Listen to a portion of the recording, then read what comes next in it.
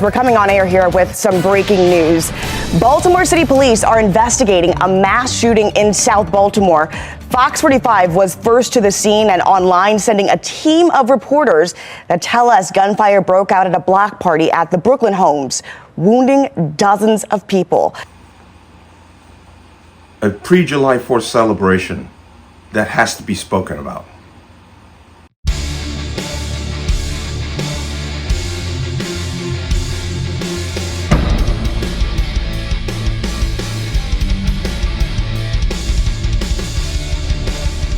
Welcome to another installment of the Connecticut Gun Bench. Today's video is brought to you by P.A.N. Firearms, LLC. P.A.N. Firearms for your NRA certification and multifaceted gun training. You can reach us at 203-300-6343 or use our website at www.panfirearmsllc.com. As always, there'll be a link in the description box below. And if you like my channel, like my content, and what I do here, you can support me with the links in the description box. Everything is appreciated. And let's talk about this. Now, this happened July 2nd through the 3rd. It was a block party, which is called Brooklyn Day, in reference to the community, which is also named the same name, Brooklyn. This is obviously Baltimore, Maryland, where this happened. And it divulged into gunfire. And it killed 2 and 28 wounded. Now, I want to talk to this because this is another example of the failure of gun control. I'm going to get the gist of the story and get you some foundation, and then we're going to kind of expand from there. You saw a little bit of video. I'm going to go ahead and play some more. Let's go ahead and watch this. Good morning. Just after 12:30 a.m. this morning, officers received numerous calls for a shooting at 800 Gretna Court. Upon officers' arrival, we located multiple victims suffering from gunshot wounds. We located one female adult deceased on the scene. 9 additional victims were transported from the location to area hospitals. Additionally, we had 20 other victims walk into hospitals throughout the region. Our detectives are currently working an extensive crime scene. The 2 deceased victims we have are both adults. We have 3 other victims who are in critical condition. Now, to recap, there are 30 victims in total, 1 dead here at the scene, 1 later died at the hospital, 3 right now in critical condition. The other injuries are not known at this time. And again, right now, it's not clear if there were multiple shooters here at this scene. Back out here live, again, a mass shooting leaving 27 people injured, 2 dead. For now, we're live in Baltimore. Vincent Hill, Fox 45 News. Heard that and you saw that.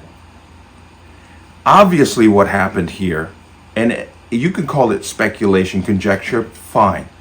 But obviously this was some kind of beef or an argument that escalated into gunfire, which in turn has nothing to do with gun ownership. Because if a gun wasn't involved, this was going to devolve into some kind of a melee or a brawl. But let's keep going down this road, and I'm going to bring this up real quick, and let's just touch on this real quickly. The shooting in Baltimore leaves dozens wounded, multiple dead. Police, okay. Shooting in Baltimore, Maryland, early Sunday morning left dozens of people wounded and multiple fatalities. The incident happened during a gathering at the Brooklyn home section of South Baltimore, according to police, hence why they call it Brooklyn Day. Police officers and medical personnel responded to the scene of 800 block of Gretna Avenue at around 12:30 a.m. Acting Baltimore Police Commissioner Rich Worley said at a news conference. Worley said 30 people were shot, including 3 victims in critical condition and 2 fatalities. The suspect has not been taken into custody, and I will do a follow-up story once this person or persons have been captured, because it leads to the whole overlying problem of why we're not addressing the actual issues with this violence and the increase in it. But open fire during a block party, police said. Okay, let's come out of that. Okay, so we had 2 to 3, I think it's 3 people are dead and 28 wounded, which means that's an awful lot of gunfire. Just keep in mind, let's go ahead and get into the reality of it. Okay? Maryland has an assault weapons ban, which they put in place after Sandy Hook. They actually cited the Sandy Hook incident as a reason to have an assault weapons ban. So they have an assault weapons ban. They also have a magazine restriction. Yet, none of that prevented what happened here. Because if that's one person, that one person managed to squeeze off over 30 shots, which means they did not follow the magazine restriction law. And we still don't know what kind of firearm we're talking about here.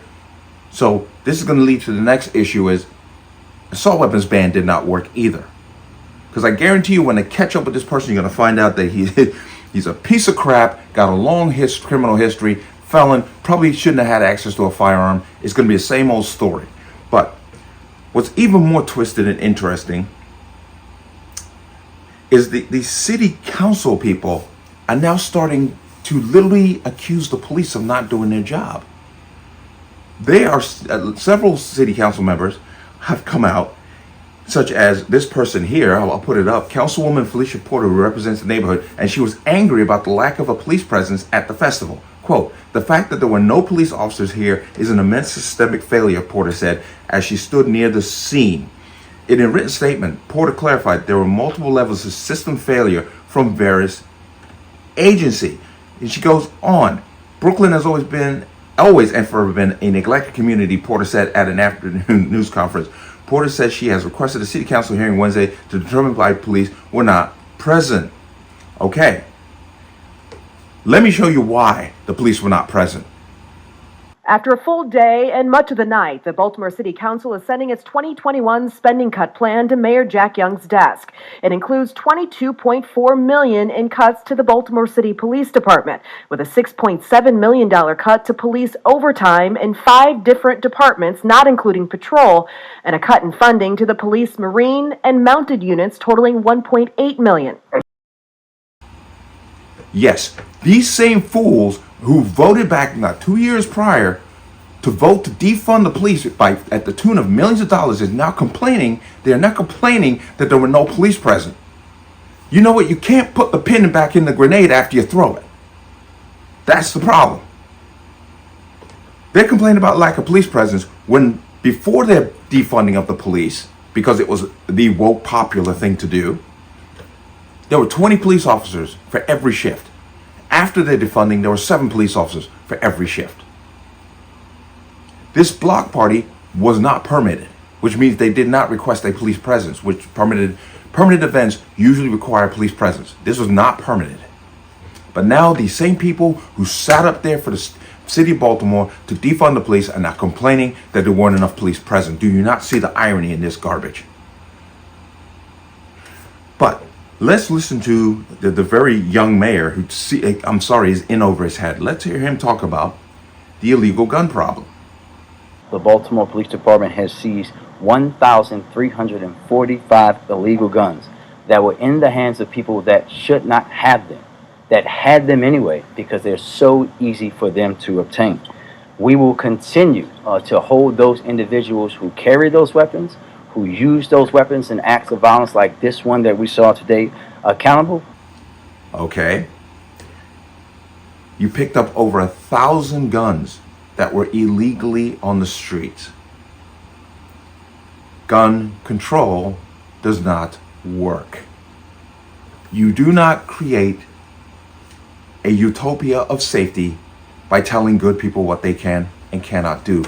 And this entire story is another example of it. But the propagandists in the anti-gun community have another mass shooting they can tack to the tally to tell you that we've had over, I believe they're up to 334 mass shootings this year alone, which is more days, which is more than the days in the year, and so far. And it's like, yeah, well, if you hadn't manipulated the definition of what a mass shooting is, we wouldn't be here, and you wouldn't be exploiting these murders for an agenda that clearly is not doing what you claim it will do.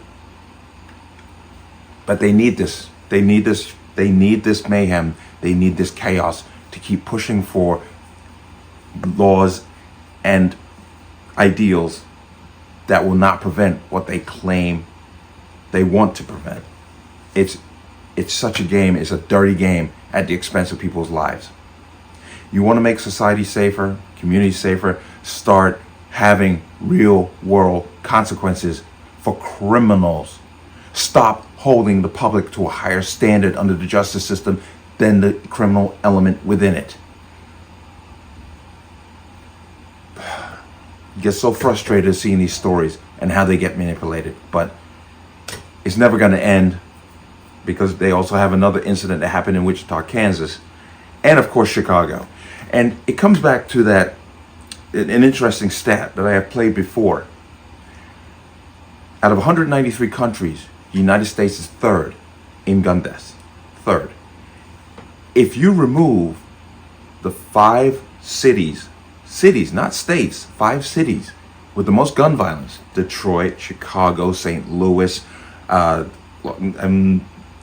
Baltimore, and Philadelphia. If you could remove the tally of gun deaths from those 5 cities, the United States would be 189th in gun deaths. What do those 5 cities have in common? It's not a gun problem, people.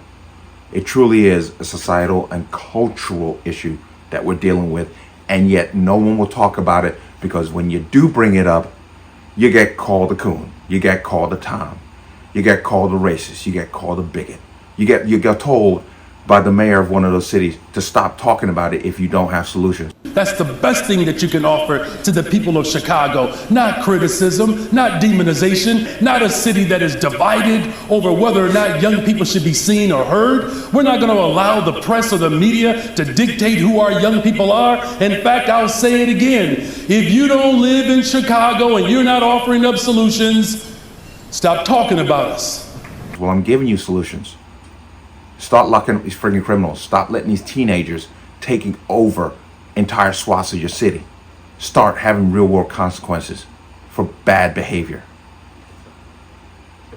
But I'm just talking nonsense. Let me know what you think. As always, you can leave your comments in the comment section below. And as always, any statements of violence or statements that lead to violence will be removed. Please like, share, comment, subscribe. Don't forget to hit that notification bell so you're notified the next time a video goes live.